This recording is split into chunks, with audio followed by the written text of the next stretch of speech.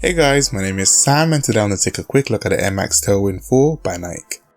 These released in late April 2019 and it comes in a classic red and white Nike box. A special anniversary box would have been nice, but we're not here for the box, so let's get right into the shoes.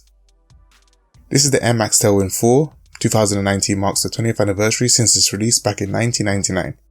Like its name suggests, this is the 4th iteration of the Air Max Tailwind series, and Nike brings back that bold late 90s style, similar to other Air Maxes like the Air Max 98 and Deluxe around that time period.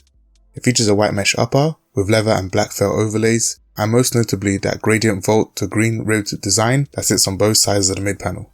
It has a white midsole with vault tinted air bubbles with some hits of black just above the bubbles. It's then finished off with a mostly black durable high traction BRS 1000 carbon rubber outsole with hits of vault, green and white. For that retro touch, Nike threw in the Max Air branding at the center of the heel. The leather has a nice tumbled texture and the mesh is lightly padded, which feels more wide foot friendly. The mesh has a mild shine with a subtle circular stitching detail.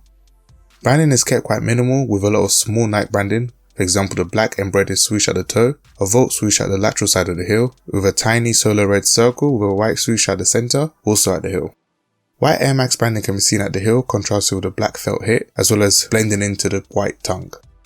I must say I love the generous padded ankle collar and tongue. It's super comfortable combined with that classic Air Max cushioning. The thermoplastic stability plate below the sole improves support. These along with the Air Max Lights is probably one of the most comfortable Air Maxes available right now. However, it's not without its flaws. The materials and construction feels pretty decent, but I feel like it's heavily let down by its very sloppy midsole paint, and I did notice that my left pair had a slightly defected toe box. So try to grab yours in store if you can and take a look at your pair before buying.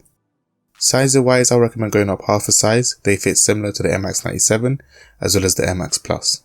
I wanted to quickly get this in for you guys to let you know how they look on feet. Did any of you manage to pick these up? Did you pass? And let me know if you prefer these over the Supreme collab. I personally do. Do you agree? Let me know in the comments below. Thank you so much for watching. I hope you enjoyed the video. If you did, don't forget to give this video a thumbs up and comment tail to show me you watched this video to the end. Please subscribe if you like my content and follow me on Instagram and Twitter. As usual, all level links will be in the description. Apart from that, have a good day.